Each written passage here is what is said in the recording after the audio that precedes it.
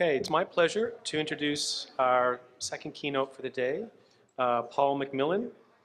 He's Global Public Sector Industry Leader at Deloitte and author of the book, The Solution Revolution. Mr. MacMillan's been a management consultant and strategic advisor to government leaders for over 25 years. As the Global Public Sector Leader for Deloitte, Paul is responsible for the network's client service innovation to support public purpose organizations around the world. He is founding leader of the Institute of Public Administration of Canada, Deloitte Public Sector Leadership Awards, and a member of the Board of Directors of Bridgeport Hospital in Toronto. He was recently invited to lend his expertise to the OECD Observatory of Public Sector Innovation as a member of its associates group. He's a co-author of the book Solution Revolution and frequently writes and speaks on topics of government innovation, public accountability, and advanced analytics. So please join with me in welcoming Paul to the stage.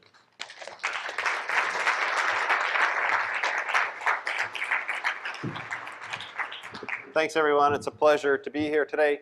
Let me just ask the audience, how many folks here are working for government? Can we just have a show of hands? Okay, and the rest are private sector people? And then we have some not-for-profit folks, I'm sure? Terrific. Okay, good.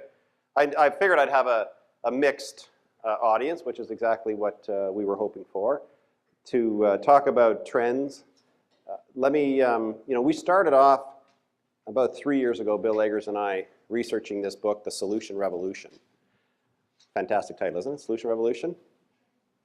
How business, government, and social enterprises are teaming up to solve society's toughest problems.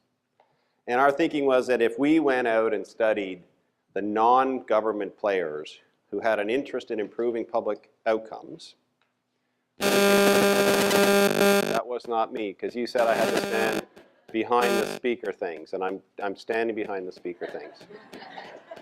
You have no idea how badly I wanted to be able to come out and wander the floor. And I was told that I could not leave this stage. Okay, so we could take those observations, bring those observations back to government, and they could leverage them. That was our objective with the Solution Revolution. And we found that businesses were equally interested, those that had an interest in improving public purpose, and of course the not-for-profit sector was as well. And we framed the model of what we think the solution economy looks like. That's what we called the space that was being occupied by non-governmental players, the solution economy. So, and we thought if we could bring those observations back, we could share those. So that's what I'm here to do today. I'm going to share a bit more about the future and how it can be leveraged. So, welcome to the future. I wanted to use that line when I was thinking about how I was going to make this introduction. Welcome to the future. So I'm thinking right now, there's a very significant number of you who are very disappointed right now. Thinking, is this the future, really? This is the future? It feels a lot like today, doesn't it? Now there's another big chunk in this audience that are saying, thank God this is the future, because all this talk about the next big thing and this is going to change the world, and they're really all just flavors of the month, right? There's a lot of people who actually aren't that interested in the future. They're actually, the current is actually pretty good. So, and then there's another group that are probably wondering, okay, MacMillan, you've had like 3 minutes of introduction, and we're ready to hear the rest of the presentation, because so far it's going okay. So let me move on to the next piece of this, which is Gov 2020 and the future of government. So this is Deloitte's latest research thing. And by the way, this is the first presentation I made on the topic. This is hot off the presses, released just last week. So first thing is, we're not here to predict the future. Even we wouldn't pretend to be able to predict the future. And we're not here to prescribe the future. We're not here to say this is what government should do. That's not a healthy thing for us to try to do either. What we're interested in here is to talk about a process to be able to engage the future. To be able to participate in the future today. That's what we're, okay, I've got my eye on you.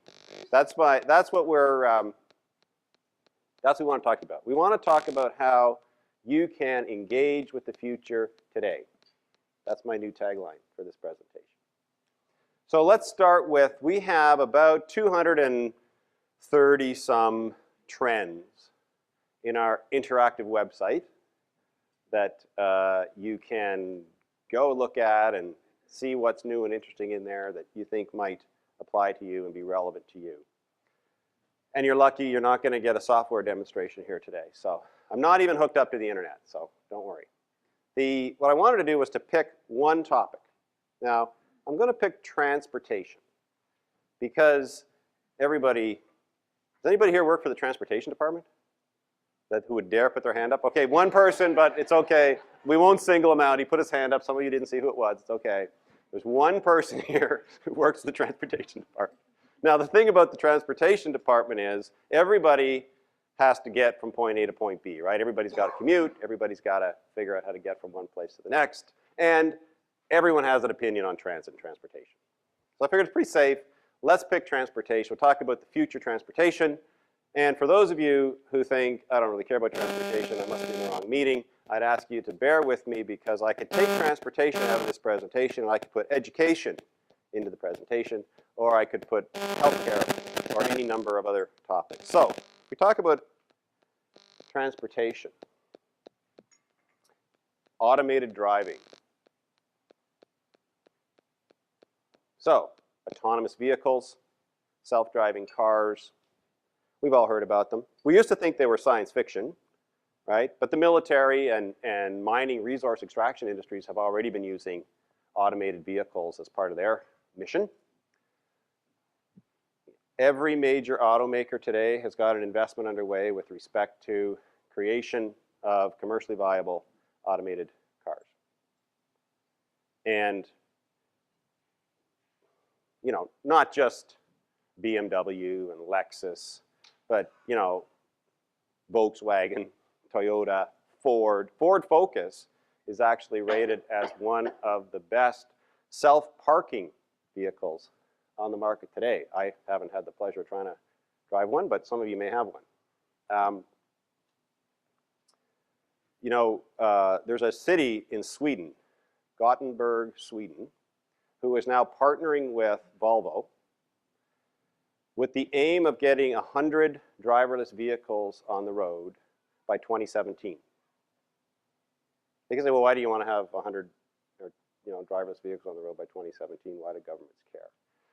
Good old Morgan Stanley did a report in 2013 that said there's these massive economic benefits to having automated vehicles. $5.5 trillion that comes from reduced accidents, improved vehicle efficiency, and my personal favorite, increased productivity. Because some of those, some of you might want to snooze while your car is driving into work, but Morgan Stanley and others figure, but you could be working. We could turn your hour or 2-hour commute into productive time. So it used to be that all of this great automation we figured was kind of leisure time. Now it all gets quantified as more productive time. So now we have New Jersey has passed legislation to allow for trial of automated vehicles. We have California, which of course has got Google running automated cars around to see how that can work. So if you're the transportation department, you might have an interest. But we have other trends within transportation beyond just automated vehicles, of course, that are happening today. And the challenge becomes, how near is this future?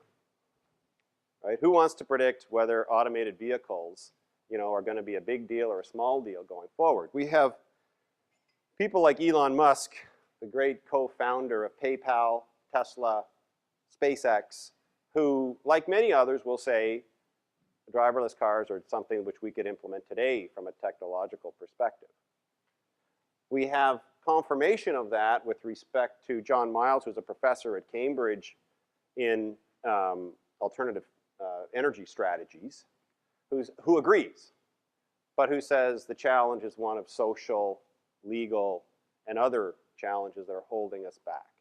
So if any of us tried to predict whether we think driverless cars are going to be important or not important, it's going to be pretty tough, even if you work in the transportation department. But that's just one of a number of trends in the sort of future of mobility, if you want to call it that. There's also, of course, we're aware of shared transportation models. So these ride-sharing platforms that have cropped up just in the past, not even 5 years. When ride-sharing started in San Francisco, within a month, there were 30,000 people who were using it to commute to work. Essentially, we create a platform. If you've got a seat in your car that's empty and you need a ride, we can hook you up through the internet and you guys can share a ride. And they started out saying, well, we'll take a donation because we want to be a not-for-profit. We're just trying to solve a public problem, which is commuting. Now we've got Uber in 130 cities. We've got legal battles happening all over Europe as to whether or not it's a good thing or a bad thing to be able to disrupt the taxi industry by having social media, internet-enabled ride sharing. So we got ride sharing happening in the transportation space. We also have public-private partnership models that are happening around infrastructure, which are rapidly maturing. And I know that in New Brunswick, you've got some $900 million, if I'm not mistaken, or some number like that that's due to go to infrastructure. Somebody's going to have to pay for that infrastructure in terms of how that gets delivered. Yes, we can do it through the normal Consolidated Revenue Fund, but there's probably also going to be thinking about dynamic pricing models. And now that we have smartphones, sensors, mobile payments, we can start to price things like transportation in a very different way. We could have different charges based on time of day, based on volume, based on occupancy of the car, potentially the CO2 emissions of the vehicle. We could try to influence demand and usage through the pricing models that we put in place. So we're likely to see in a 2020 scenario much different pricing models for public services that could be very micro in terms of the variation in pricing, or probably not the traditional come to a toll road, throw a toonie into the thing, and away you go. Connected vehicles. There was actually an insert just in the Financial Times this weekend on the future of the car. And so the idea is the vehicle is not only connected to the driver, but also to the sensors of the road, and also to social media, because we're trying to predict traffic flows, and also to each other. So connected vehicles are not that far away. And then we have all of this, which could come together into real-time traffic management that's integrated across modes. Now you'll notice that these are not public transit scenarios that we're laying out here, but if you're the transportation ministry, you probably want to have a sense for how these things are going to impact transportation and transit going forward. So the good old Department of Transportation is kind of stuck in the middle of this. This is how we're kind of getting to the future of government in terms of what that might mean. Because you have the, is that, and again, I'm using transportation, but I could be using education, I could be using healthcare, I could be using another sector. So the future Department of Mobility Solutions. I've rebranded it. Time for new business cards, new signs, new trademark stuff. We can really think about how we might want to brand this. If I go a little bit more generic around a Department of Mobility Solutions and our open data and open government theme for the next 2 days, what we find, of course, is we've got these open data platforms, for example. There's an app that's been developed in Paris, Tranquillion, I don't know if anyone's heard of it or not, which essentially allows the people waiting for the commuter buses or commuter trains or subways to know when the car's coming, but also whether it has any empty seats on it. A bunch of app developers put that together. City didn't put that together, right? And then, if you think about how you get to different models in terms of these platforms, we've got all kinds of entrepreneurs who are investing in different types of solutions to be able to manage the flow of data across the piece, as well as private capital to fund it. Because it's the private sector auto companies who are investing in smart cars. It's, it may be governments to a degree, because, for sure, Sweden's going to help some way, shape, or form, probably incent and support Volvo in its efforts. But really, it's private capital that's making these investments. And they're partnering with various forms of solution labs. MIT is one that I'm going to reference a little bit later in terms of what it's doing around its city science solution and trying to leverage open data and open data solutions to help feed commercialization opportunities. Because if you think about transit data, it's not just for vehicles, but it's for retail, construction, and other investments that might be taking place within a city.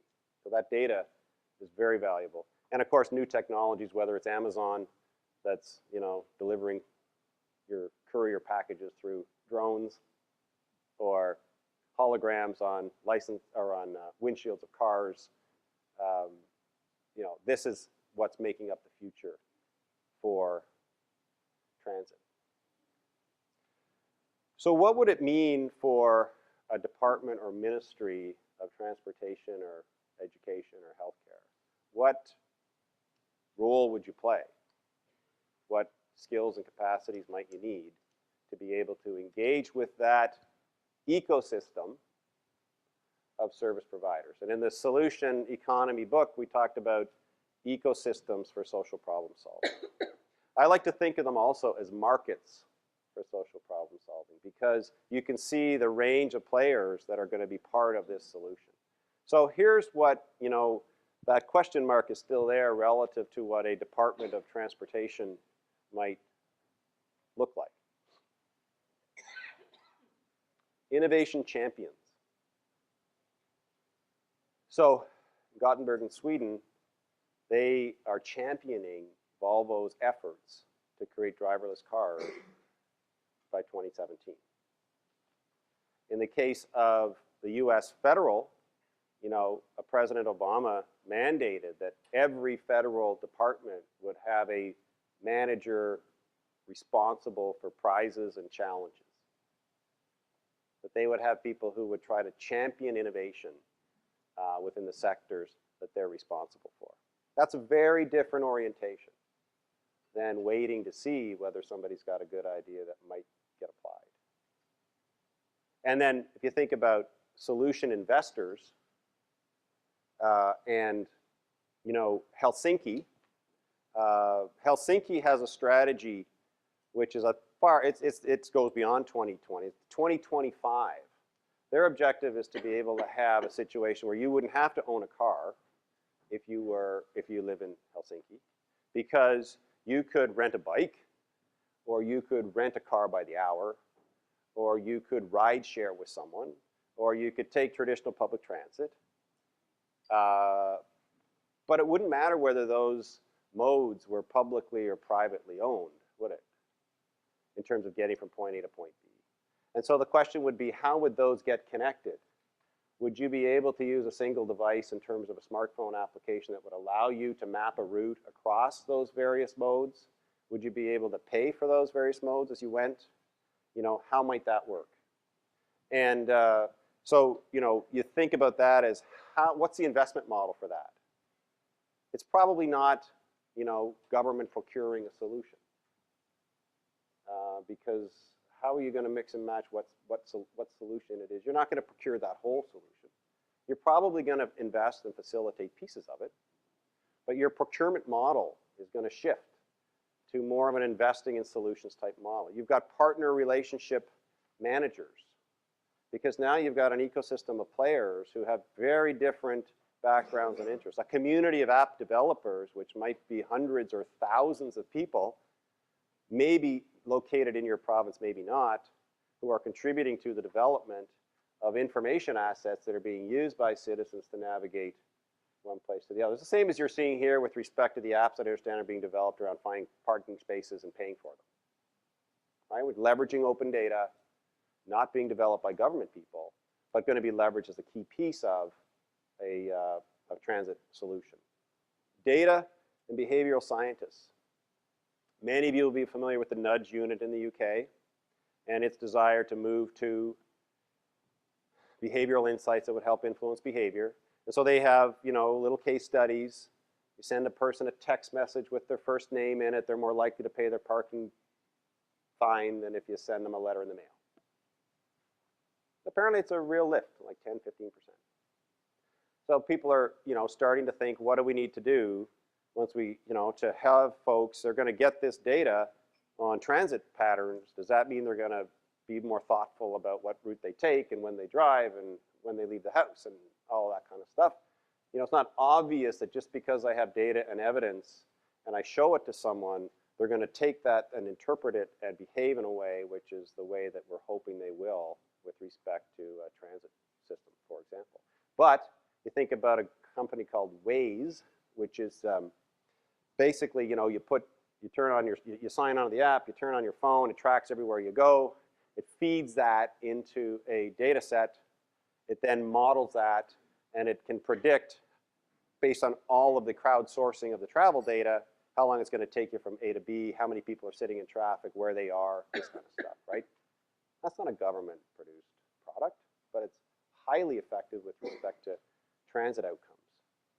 So you've got this whole different approach around data and behavior. And then the trickiest one of all for the day and age that we live in today are these digital designers, these scarce resources who are going to help us figure out how you take something from a web page to a tablet to a smartphone and have it functional and usable across all those platforms, especially when the ultimate platform that people want, which is the smartphone, is changing in size, design, and capacity about every 3 months. And you know what? It just doesn't look the same when you download that web page onto that smartphone. And so, how are we going to get the various services of government into consumable pieces? And how are we going to integrate it across a community or an ecosystem which is generating results across all sorts of different dimensions? And we don't know which one of these is going to be most impactful to the outcomes we're trying to achieve. We don't know whether, gosh darn, it's the app developers who transform transit, right? Or no, actually, you know what? It's the private capital guys who gave us the money to invest in the new infrastructure. We're not going to predict the future. We're going to be in the future, because when you think about what Gothenburg is doing with respect to partnering with Volvo for 2017, for them, the future is today. Right? Because there tends to be an orientation which says, well, that's going to happen later. We'll worry about that later kind of thing. We don't have time for that because we're working on our day jobs today. And you think about, well, what is your day job today? What is the role of the Department of Transit or Education? Solution enabler? Maybe. Are we here to help others who are part of an ecosystem create solutions that we think can be leveraged and taken to scale or to communities where they might not otherwise be, or expanded across platforms or across domains? Maybe that's a key part of what we're here to do with respect to our role as a Department of Mobility Solutions. Or are we a network integrator? Do we have the skills to, quote, integrate this? The definition of integration is probably going to change, because we have a notion of integration that comes from, the systems integration world, which is get all the big stuff and, get it all in one place and get it all talking to each other and working. Hardwire it, basically, right? And this ecosystem is not going to be a hardly wired integrated network. This is going to be a different kind of network that's going to have to get integrated, if that's even the right word. And then good old change management. Because the change that we're talking about here is going to happen, absolutely it's going to happen outside in, for sure. We're doing some very big apps development projects in the US health sector around Obamacare. Because it started to emerge that, not everybody's got a home computer, high-speed internet access, and can sign on to get their health insurance through these health exchanges that are being implemented. But a lot of people have these smartphones. Even the ones who don't have, you know, a laptop at home and access to broadband, a lot of them have smartphones. So can we find a way to have them register for their health insurance through a smartphone application? Most ministers or secretaries of state or whatever in the US, governors ask. Seems relatively straightforward. Of course we can, Mr. Governor, Mrs. Governor. Absolutely. Right? They link that back into the legacy system. So we've got a demand from the outside because citizens want this stuff, right? We know that. But we have a change process from the inside out as well, because our ability to create capabilities, and I'm not, even though I've called them designers, scientists, managers, investors, champions, those aren't intended to be organizational roles per se. I'm trying to talk about capacity or capability that we would need. And that's going to be a big change in terms of workforce. So let's talk a little bit about the workforce of the future. Just a little kind of couple of snippets here in terms of what might the workforce of the future look like. And we have, I don't know, maybe a couple of dozen trends around the workforce on our famous. Did I mention that we have a Gov 2020 website that's interactive? I'm not, see, I didn't even give you the link. You'll get that at the end. So we have this, I don't know, maybe a couple dozen trends that are in there. Start with my personal favorite, GovCloud. So we were thinking, you know, what is the workforce going to look like in the future in government? Well, at the simplest level, it's probably going to look, it'd be easy for me to say it's going to look like a consulting model. Because I've been a consultant for like 30 years. That's a model I understand. It's going to be a lot like a consultancy. The challenge, of course, is that the consulting model continues to be under threat and is by no means a kind of thing that's going to be unchanged over the next 5 years. But let's use that as an example. Because what we have is a project orientation, right? We're not suggesting, we don't think, even though I said we're not here to prescribe the future, we don't think that you're going to create, you know, a department of innovation champions. You know what I mean? Or a division of solution investors. Or even a data scientist and behavioral scientist branch. We don't think it's going to be quite that simple, even though that would be good if it was that simple. If we could just say, okay, you know, you're responsible for innovation championing across the organization.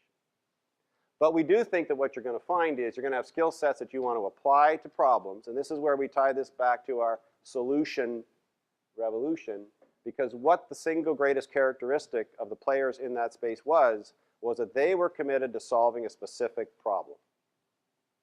And it was interesting because when we did that work, what we found, we thought that what we were going to find was differentiating people in this so-called solution economy, was that they were ready to take a trade-off, make a trade-off between a social good and a financial outcome. Because remember, we were focused on non-government players. We found that wasn't the case. That was not what distinguished the players in the space. What distinguished the players in the space was they had identified a problem that they wanted to try to create a solution for. Some of them were out to make money, like Uber. Uber finds a problem. People hate the cab service that they get. They don't like the sitting around waiting for a friggin' bus or subway to show up that there's no seats on. Why don't we connect them with people who have seats in cars, right? And so what we have is a desire to solve a problem. If you're going to engage with that ecosystem, you're going to be engaging with people who want to solve a problem. And so what do? You put a series of skills onto a problem, and when the problem is solved, depending on how you define and scope the problem, they can get redeployed to something else. Because if you've got a great data scientist and she can, you know, break the back of predictive modeling associated with traffic patterns, she can probably also help you break the back of predicting the patterns associated with wait times for hospitals. And so you're going to want to be able to deploy some of these scarce resources against specific problems. And so you get a project management, self-managed, professionalized type workforce. That's what we mean by GovCloud, the ability to deploy to a problem. I don't want to call it a, God forbid we make it a secretarial pool. You know what I mean? Pool people, conceptually redeploy. It's made easier today because you can have a lot more ability to manage a virtual workforce than you would have had 5 years ago with the workforce management tools that are available. There's other trends. Governments join the open talent economy. So what do we mean by that? There's all kinds of resources that you're going to want access to that you don't control at all. So the people who are creating these transit apps to help predict when the train's going to show up, they don't work for you. People who are creating, the Wall Street Journal had an article a little while ago. They said there was going to be 750 million downloads of education apps. I bet like how many of those are developed by government education people, right? So you've got this open talent economy where you're trying to figure out how to source these capabilities. What does it take to maintain an ecosystem of external resources that can help you solve a problem? And then this idea of a career as a patchwork, right? Because people today, when we look at all the surveying we do around millennials, and by the way, you have the best opportunity if you can create the right workforce environment to attract millennials. What do millennials want to do? They want to make a difference, right? And what business are you in? You government folks, and those of you who work in the private sector who are interested enough to come to a session like this is because you want to have a business that makes a difference. And so you can see how that's a part of your value proposition. But if you hire these folks, you will know first of all, you won't get them to sit for more than 15 minutes in the interview. If you say to them, by the way, it's only going to take you, 17 and a half years to get to the director level where you can make what the person, your chum across the street is making. And what you want to be able to do, though, is how are you going to deploy them across interesting projects? And they don't want to be applied to just the same project. They want a more interesting project or a more challenging project, right? And helping manage a career across what looks like more of a quilt than a ladder. And then, of course, the distributed problem solving. Because these challenges can get broken down into smaller and smaller pieces. That's what we're seeing, right? Where you've basically got teams of people who can tackle pieces of problems without having to necessarily solve all of the problems. But that's a very different way to resource talent in terms of that. And those of you who are working in the big data space, for example, some of the greatest data scientists that you're going to want to leverage are going to want to crunch. They're not going to be living in New Brunswick. They may not be living in Canada, but they might be key to that. Oh, and by the way, a lot of them will work for nothing if you give them the right best challenge. But you're going to have somebody who's pretty plugged into that community to be able to move that forward. So that's our vision around what we think, and this is just snippets of the story kind of thing in terms of that. And I'm going to now open up questions. And I was asked to make sure that we put a challenge down as well, because tomorrow you're going to talk about open government. And to the extent this is triggering any thoughts about what kind of an initiative around open government you might be interested in collaborating on here in New Brunswick, we would ask you to think about that, because the team is looking for tangible applications of open government concepts. So let's hear what you think. I'm very interested in your feedback. As I said, this is the first time I've made a presentation like this, and I'm very interested in what is resonating as helpful and maybe what you're kind of questioning and wondering about. So please. Yes? So you see government as a key facilitator to bring all of those pieces together? Maybe. To what? Maybe. And the reason I say that is because, when we talk about these solution markets or ecosystems, right, one of the things that we think is very different, I have this other chart I use sometimes, but I use the analogy of e-government. Because most of us here kind of went through the e-government thing. We're still living the e-government thing. Remember when e-government started, government had this term, which I never really liked that much, which was one window, right? The idea was, we'll make it easy for you to come to us, right? And so you don't have to come to the counter, and you don't have to call a call center. You can go online, and you can interact with us online. Very passive, right? And that's not how we see this. In this context, you know, when I show that ecosystem for transit, you know, government has to be part of that ecosystem in some fashion. And there's many aspects of that which are happening today that government doesn't control, doesn't even influence, other than potentially making data available, right? So I don't want to suggest that, you know, it has to be orchestrated beyond what, because it's organic in many respects. That's why we call it a revolution, because it was unplanned, many times bottom-up solution finders. But what we're trying to do now is to sort of say it's too important to ignore. So the question as to how to engage is becoming more important. And it might be different depending on the situation that you're in. You know what I mean? It might be different. And so obviously if you're trying to work out an ecosystem, for example, we're working with a health region in Australia that are working to digitize healthcare, right? Well, we have a lot of investments today around e-health, right? But that will have to continue to evolve because we also have these new players who have got the fit bands, who have got, you know, health records in the cloud, who have got, you know, all sorts of resources that citizens can have. How does that get plugged into government investments in e-health? And so the scenario around, you know, enabling chronic care treatment in around a certain location for a health facility might be quite different than it is for incorporating ed tech solutions into classrooms. Yes?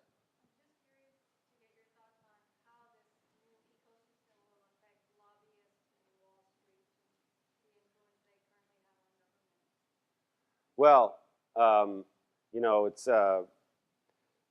interesting because I'm not sure if I fully understand where your question is coming from.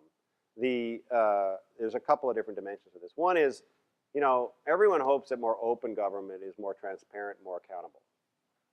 And to the extent that there's, you know, a lot more interest in the evidence that lies behind policies, on the one hand, you can say it makes it a lot harder for special interests to, you know, do deals behind closed doors and all this kind of stuff. So the optimist says, you know, should make for more effective policy outcomes. But none of us are quite that naive, of course. And there's a lot of pressures around different, you know, there'll be all kinds of, you know, depending on how big Google gets and how much influence it has in markets and all that kind of stuff, to pick one technology provider. So I don't know what's behind your question in terms of.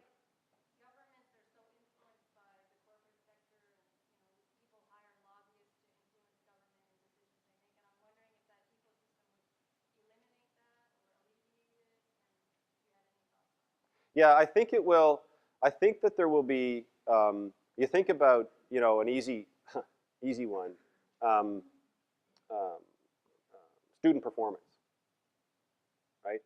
I mean, you can have a lobby activity which is why don't we have more broadband in classrooms, or why don't we have more laptops or whatever, which could come from a corporate angle. But you also have parents who are saying, you know, how come, you know, my kid can do all these great math tutorials online at YouTube at home, but we can't bring that to school, and, you know, what's that all about?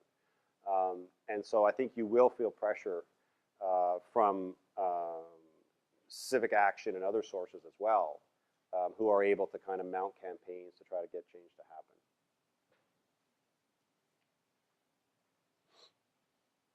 Yes? It seems to me it'll have a huge driver for this is going to be the realization of the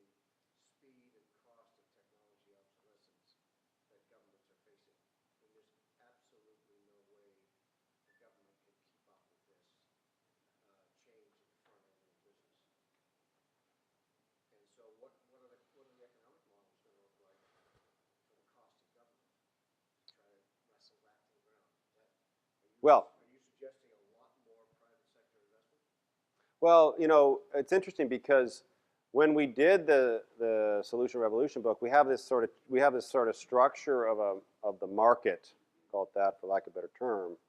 And one of the things we have is one of the chapters is on lightweight disruptive technologies.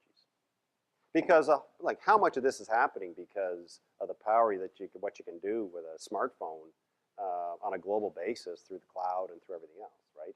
I mean, the ability to implement solutions that cut across borders.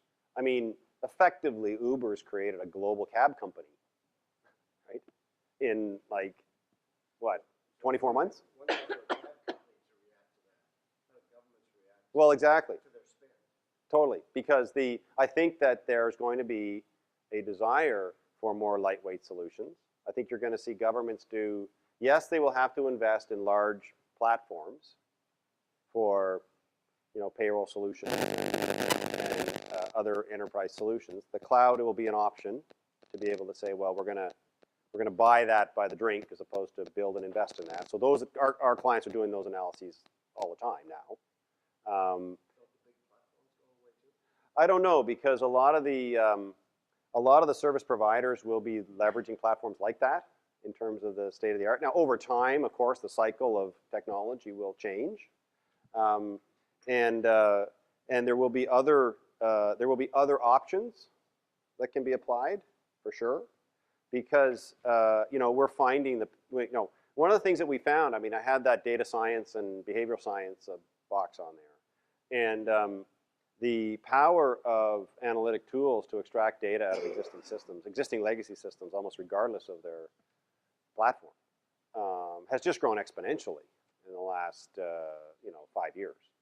And so you're going to see different investment decisions around that, because there's going to be a question of what outcome are we trying to achieve. And so there will be challenges around, you know, tough to be a CIO these days, right?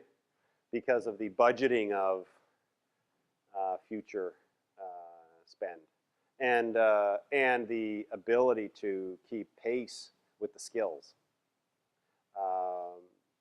You know, so well, you know, but you know, that's an evolution, right?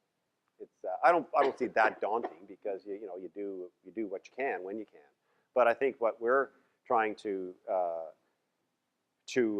encourage is the incorporation of some of these. You know, again, I look at ride sharing. I like ride sharing as an example, because when it started, leave aside Uber, there were others, Lyft, and there were 5 or 6 others in California that emerged, right? And the pushback from the taxi industry was so significant that they actually issued a cease and desist order, that no more, right? And then you have somebody who goes, well, wait a second, we've been trying to get people to ride share for like decades, right? High occupancy vehicle lanes that cost us billions, right? So the answer can't be no, right? So they went through like 3 or 4 regulatory models in like 24 months, and ultimately created a whole new class of business, you know, a transportation network business, like a new category business. And so the thinking is, you think about the responsiveness that's required, because you're not going to get the answer. The thing's evolving, right? But the fact of what can we leverage out of that, and how do we, you know, is why we think that it's more than just tweaking of an organization in terms of that capability. And there will be organizations that look to create an understanding of how do I best deploy my resources. Is that my way? Is that your way of telling me I'm done? Okay. Thanks, everybody. I'll be around after. Pleasure. Oh, thanks.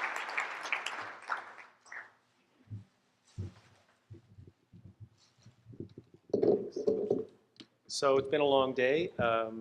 Before we leave, I just wanted to remind you about the evaluation form that you have in your booklet. The conference organizers would very much appreciate if you could take a couple minutes and fill that out for day 1, and you can even fill that out while I do my closing remarks if you like. So thanks again to everyone who joined us today, presenters, participants, to the sponsors, Government of New Brunswick, Mars Discovery District, Springboard Atlantic, Wicked Ideas, the City of Fredericton, and Deloitte. And Nick asked me to take a couple of minutes and just talk about my takeaways. I assume we all have takeaways from today. He asked me to list some of mine, and so I'm going to do this through my very specific academic data lens. So I found there's a wider range of interesting work involving big data and open data, and it's not surprising that people find it difficult to define precisely what these terms mean. So I think we all have different terms, but I have a much bigger idea now what that encompasses. I think we're seeing a culture shift in the public sector, a shift from collecting and program delivery to recognizing the great value of the information that's being collected and also working actively to make it more available. I think this is just, I agree with Anne Bertrand that this is, I've seen this myself, it's just been phenomenal. Trust is crucial. And I heard this quote, and it's not my quote, that data moves at the speed of trust. And I think that's true, and I've certainly experienced that. And it's hard to recover from a loss of trust. What do we need? Well, we need active engagement from government. We need good judgment and common sense, and apparently we need more geeks as well, I heard this morning. Data linkage can be beyond the agency's control, who's doing the disclosing, with the availability of so much publicly available data. And this creates a whole bunch of additional challenges that we all have to be aware of. The granting councils, such as SSHRC and CIHR, are part of this open data shift, and researchers need to catch up with that and embrace that as well. Developing data needs the right sequencing. So privacy and confidentiality issues need to be incorporated just as the data set development is proceeding. And you need to have the users engaged at the beginning as well. Who's going to be using this information? Apparently the Department of Mobility Solutions will soon be hiring. And the final one, I guess this is for NBHC, that they'd really like to have downloadable data rather than PDFs. So thanks very much. I hope you've had a very productive day. It's been very interesting for me. And I would invite you all, if you're interested, to go across the hall and join SPRN and others for some drinks at the James Joyce. So thanks and have a good evening.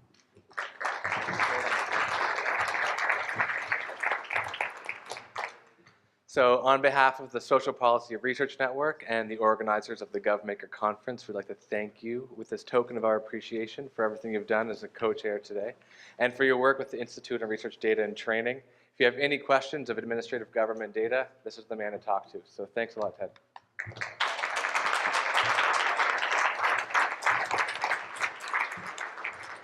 All right, let's go get together and have a drink and